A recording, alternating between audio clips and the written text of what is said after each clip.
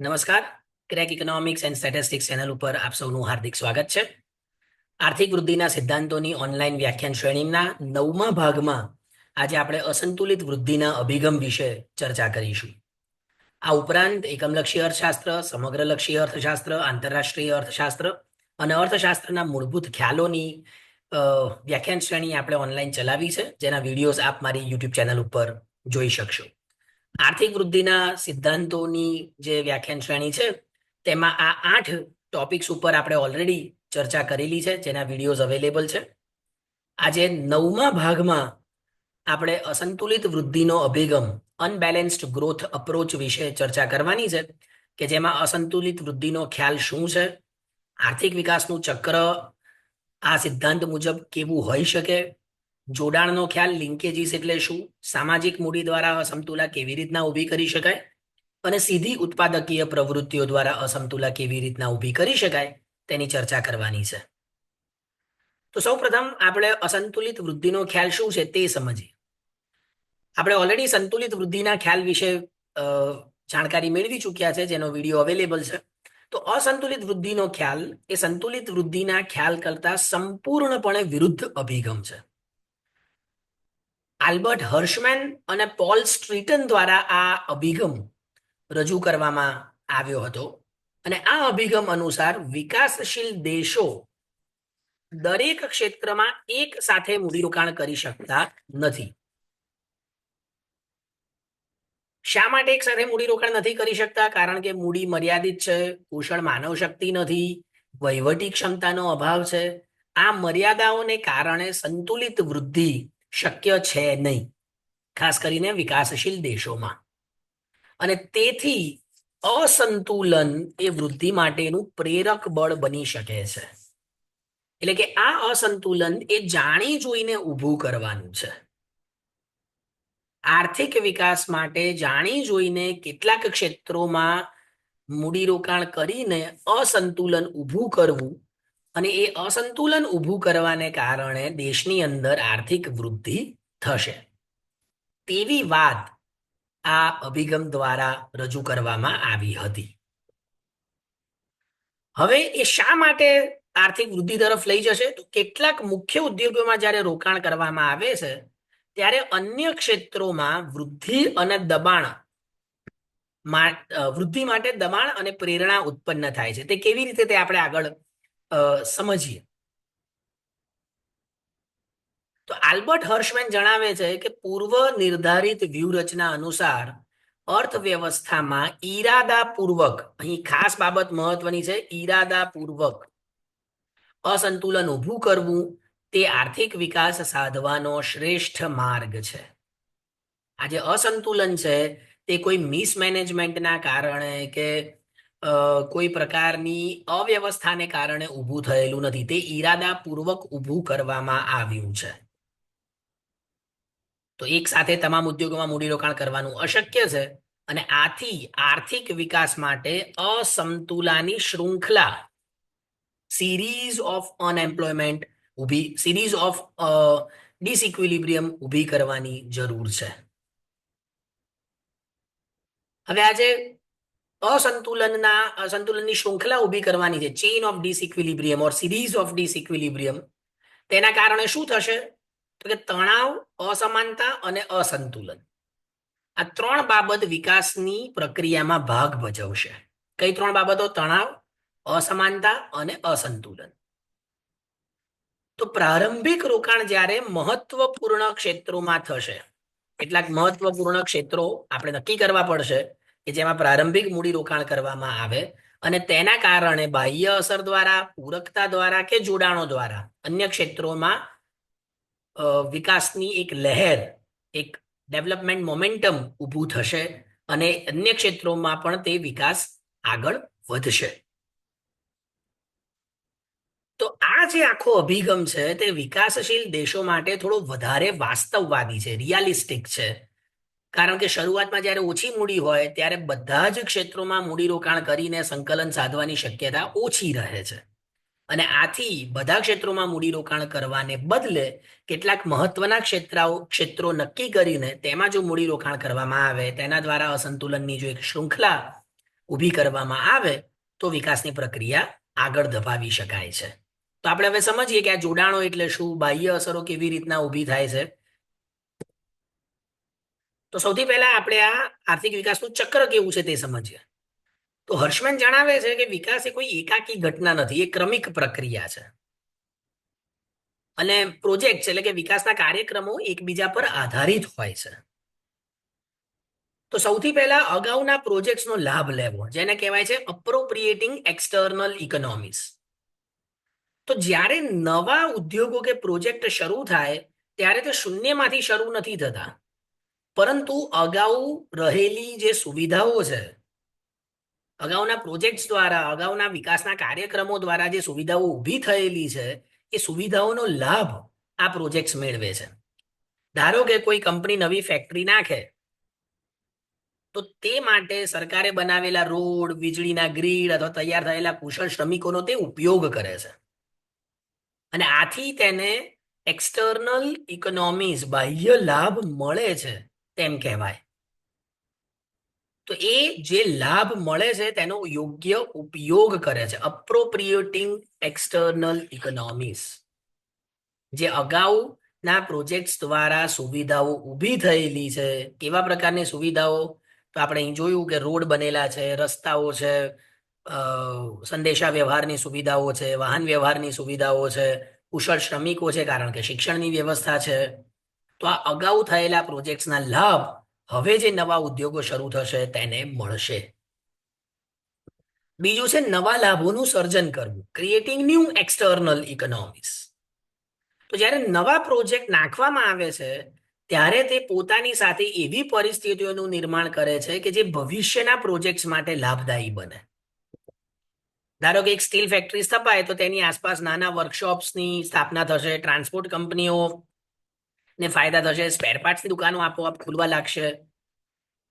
Steel ફેક્ટરીએ નાના ઉદ્યોગો માટે નવા બાહ્ય લાભો ઉભા કર્યા કહેવાય. ધારો કે એક સ્ટીલ ફેક્ટરી નાખવામાં આવે તો એ બીજા ઉદ્યોગો માટે બાહ્ય લાભો ઉભા કરે છે, બાહ્ય લાભોનું સર્જન કરે છે.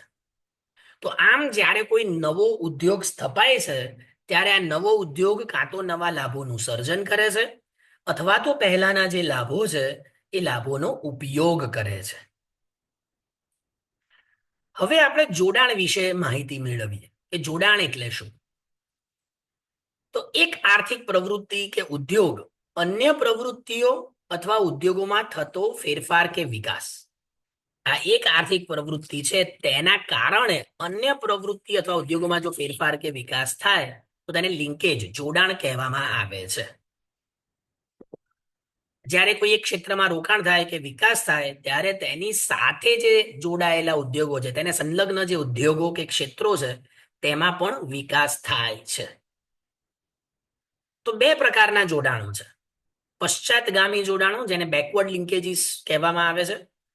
આ પ્રકારના જોડાણોમાં એક ક્ષેત્રની વૃદ્ધિ જ્યારે થાય છે ત્યારે તે ક્ષેત્રને ઇનપુટ પૂરા પાડનારા ક્ષેત્રોને લાભ થાય છે, જેને અંગ્રેજીમાં અપસ્ટ્રીમ ઇન્ડસ્ટ્રીઝ કહેવામાં આવે છે. ઉદાહરણ તરીકે જો સ્ટીલ પ્લાન્ટની સ્થાપના કરવામાં આવે તો કોલસો, વીજળી, ખનન ઉદ્યોગોમાં માંગ વધે અને આથી તેમને ફાયદો થાય. તો આજે કોલસો, વીજળી, ખનન ઉદ્યોગો છે એ સ્ટીલ ઉદ્યોગને ઇનપુટ પૂરા પાડનારા ક્ષેત્રો છે. અને આથી જો સ્ટીલ ઉદ્યોગોનો વિકાસ થશે તો આ ઉદ્યોગોને આપોઆપ તેનો લાભ પ્રાપ્ત થશે. એટલે કે સ્ટીલ ઉદ્યોગના આ બેકવર્ડ લિંકેજીસ, પશ્ચાતગામી જોડાણો છે. બીજું છે પુરોગામી જોડાણો. તો એક ક્ષેત્રની વૃદ્ધિ જ્યારે થાય ત્યારે તે ક્ષેત્રના આઉટપુટ એટલે કે ઉત્પાદનનો ઉપયોગ કરનારા ક્ષેત્રોને લાભ થશે. તે ક્ષેત્રોમાં વિકાસ વધશે, તે ક્ષેત્રોમાં રોકાણ વધશે, જેને આપણે ડાઉનસ્ટ્રીમ ઇન્ડસ્ટ્રીઝ કહીએ છીએ. ધારો કે સ્ટીલ પ્લાન્ટની સ્થાપના કરવામાં આવે તો તેના લાભો કોને મળશે? ઓટોમોબાઈલ ઉદ્યોગોને મળશે, બાંધકામ ઉદ્યોગોને મળશે, મશીનરીનું ઉત્પાદન કરતા ઉદ્યોગોને તેનો ફાયદો થશે. તો આ બધા ઉદ્યોગો સ્ટીલનો ઉપયોગ કરે છે અને આથી આ ઉદ્યોગોને સ્ટીલના ફોરવર્ડ લિંકેજીસ, પુરોગામી જોડાણો કહેવામાં આવે છે. તો આમ દરેક ઉદ્યોગના બેકવર્ડ અને ફોરવર્ડ લિંકેજીસ, પશ્ચાતગામી જોડાણો અને પુરોગામી જોડાણો હોય છે. અને તેના કારણે એક ક્ષેત્રનો વિકાસ થાય ત્યારે તેને સંલગ્ન જે ક્ષેત્રો છે કે જેની સાથે તે પશ્ચાદગામી અને પુરોગામી જોડાણ ધરાવે છે તેને પણ ફાયદો થાય છે. હવે આ જે જોડાણો હોય છે તેના આધારે આપણે મુખ્ય ક્ષેત્રો શોધવાના રહે છે. જ્યારે અસંતુલિત વિકાસ કરવો હોય ત્યારે કયા ક્ષેત્રમાં મૂડીરોકાણ કરવું તે શેના આધારે નક્કી કરવું? તો જે ક્ષેત્રના જોડાણો વધારે છે, વધુ જોડાણો છે, ઉચ્ચ જોડાણો છે, તેવા ક્ષેત્રોને પસંદ કરવામાં આવે છે. અને આથી આવા ક્ષેત્રોમાં જ્યારે મૂડીરોકાણ કરવામાં આવે ત્યારે વિકાસની એક લહેર, ગ્રોથ મોમેન્ટમ ઊભી થાય છે. કારણ કે તેના પુરોગામી જોડાણો ધરાવતા ઉદ્યોગો અને પશ્ચાદગામી જોડાણો ધરાવતા ઉદ્યોગોને લાભ પ્રાપ્ત થાય છે. જેમ કે વીજળી, સ્ટીલ અને પરિવહન જેવા ક્ષેત્રો સામાન્ય રીતે મુખ્ય ક્ષેત્રો ગણવામાં આવે છે. હવે આપણે પ્રેરણા અને દબાણ વિશે વાત કરીએ. તો આપણે જોયું કે અસંતુલનથી જોડાણના આધારે વિકાસની એક લહેર ઊભું કરી શકાય, પણ તેની સાથે સાથે અર્થતંત્રમાં પ્રેરણા એટલે કે ઇન્સેન્ટિવ્સ અને દબાણ એટલે કે પ્રેશર ઊભા થાય છે. જ્યારે આ અસંતુલન ઊભું કરવામાં આવે, ઈરાદાપૂર્વકનું અસંતુલન ઊભું કરવામાં આવે ત્યારે આ બે પ્રક્રિયા ઊભી થાય છે. કેવી રીતે? તો કે સારી આંતરમાળખાકીય સવલતો નું ઉત્પાદન કરવામાં આવે તો ખર્ચ ઓછો થાય, જે બીજા મૂડી રોકાણોને પ્રેરણા આપે છે. જો રસ્તા સારા હશે, સંદેશા વ્યવહારની સુવિધા સારી હશે, ભૌતિક આંતરમાળખું સારું હશે તો બીજા ઉદ્યોગો માટે મૂડીરોકાણ કરવું સહેલું બનશે અને ઓછા ખર્ચે ઉત્પાદન કરી શકાશે. જો રસ્તા સારા હશે તો ટ્રાન્સપોર્ટેશન કોસ્ટ ઓછું આવશે, પરિવહન ખર્ચ ઓછું આવશે અને આથી ઉદ્યોગો માટે એક સ્થળેથી બીજા સ્થળે જવું, માલ સામાનની હેરફેર કરવી એ સસ્તી બનશે, જેના કારણે તેઓ વધારે મૂડીરોકાણ કરશે. તો આ શું દર્શાવે છે કે જો સારી આંતરમાળખાકીય સવલતો હશે તો તે અન્ય ક્ષેત્રોમાં મૂડીરોકાણને પ્રેરણા આપે છે, ઇન્સેન્ટિવાઇઝ કરે છે. બીજી બાજુ જે ક્ષેત્રોમાં હજુ પણ મૂડીરોકાણ થયું નથી, જ્યાં અછત છે, જ્યાં અપૂરતું મૂડીરોકાણ થયું છે, ત્યાં એ રોકાણ માટેનું દબાણ સર્જે છે, પ્રેશર ઊભું થાય છે કે અહીં મૂડીરોકાણ કરવું પડશે. તો આમ ઈરાદાપૂર્વકની જ્યારે અસમતુલા ઊભી કરવામાં આવે ત્યારે અર્થતંત્રમાં પ્રેરણા અને દબાણ ઊભા થાય છે. હવે આપણે અસમતુલા કેવી રીતના ઊભી કરવી? તો બે રીતે અસમતુલા ઊભી કરી શકાય છે. એક, સામાજિક મૂડીમાં રોકાણ કરીને. હવે સામાજિક મૂડી એટલે કેવી? જે પાયાની સેવાઓ છે, જેમ કે શિક્ષણ, આરોગ્ય, પરિવહન, વીજળી, સિંચાઈ, જેના વગર અર્થતંત્રના જુદા જુદા ક્ષેત્રોમાં ઉત્પાદકીય પ્રવૃત્તિઓ શક્ય છે નહીં. તો માનવ સંસાધનોનો જ્યારે વિકાસ કરવામાં આવે ત્યારે બીજા ઉદ્યોગો માટે બાહ્ય લાભોનું સર્જન થાય છે અને આથી જે સીધી ઉત્પાદકીય પ્રવૃત્તિઓ છે તેમાં ખાનગી મૂડીરોકાણને તે પ્રોત્સાહન પૂરું પાડે છે.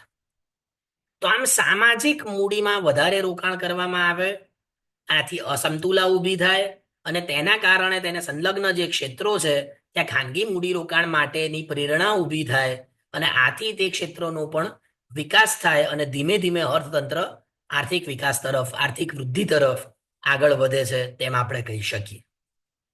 જ્યારે બીજી રીત છે સીધી ઉત્પાદકીય પ્રવૃત્તિઓ, ડિરેક્ટ પ્રોડક્ટિવ એક્ટિવિટીઝમાં રોકાણ કરવું. તો શરૂઆતમાં ઉત્પાદકીય પ્રવૃત્તિઓમાં મૂડીરોકાણ કરવામાં આવે, જેમ કે વીજળી, રસ્તા, પાણી, પાયાની સુવિધાઓ માં મૂડીરોકાણ કરવામાં આવે, એનાથી દબાણ વધે અને એ દબાણ વધે તેના કારણે અછત સર્જાય છે અને પૂરતી સુવિધાઓ ન હોવાને કારણે શું થાય છે? ઉદ્યોગોનો ઉત્પાદન ખર્ચ વધે છે. જો સીધી ઉત્પાદકીય પ્રવૃત્તિઓમાં મૂડીરોકાણ કરવામાં આવે પણ તેની સામે જો પાયાની જરૂરિયાતો ન હોય, પાયાની સુવિધાઓ ન હોય તો એના કારણે શું ઊભી થાય છે? અછત ઊભી થાય છે, અછત સર્જાય છે. અને પૂરતી સુવિધાઓ ન હોવાને કારણે ઉદ્યોગોનો ઉત્પાદન ખર્ચ વધે છે. માની લો રસ્તા સારા નથી, પાણીની સુવિધા સારી નથી, વીજળી સારી નથી, તો તમે જ્યારે મૂડીરોકાણ કરશો ત્યારે ઉત્પાદન ખર્ચ વધશે. રસ્તા સારા નહીં હોય તો પરિવહન ખર્ચ વધારે આવશે. તેવી જ રીતે જો વીજળી 24 કલાક નહીં મળતી હોય તો ઉત્પાદનમાં ક્ષતિ ઊભી થશે એટલે ઉત્પાદન ખર્ચ વધશે.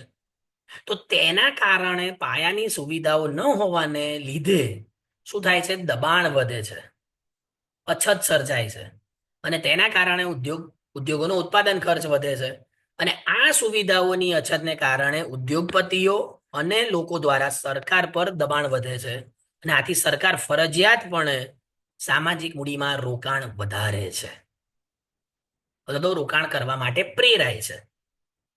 તો આમ સીધી ઉત્પાદકીય પ્રવૃત્તિઓમાં મૂડીરોકાણ કરવાથી શું થશે? સરકાર ઉપર દબાણ ઊભું થશે અને સરકાર સામાજિક મૂડીમાં રોકાણ કરશે. જ્યારે બીજી બાજુ જ્યારે સામાજિક મૂડીમાં રોકાણ કરવામાં આવશે તો તેના કારણે ઉદ્યોગપતિઓ મૂડીરોકાણ કરે તો તેનું ઉત્પાદન ખર્ચ ઘટશે અને માટે વધારે મૂડીરોકાણ કરવા માટે તે પ્રેરાશે. તો હવે આપણે મર્યાદાઓ જોઈએ. તો પહેલું, સંસાધનોનો બગાડ. આ સિદ્ધાંત ભૂલ અને સુધારણા, ટ્રાયલ એન્ડ એરર ઉપર આધારિત છે.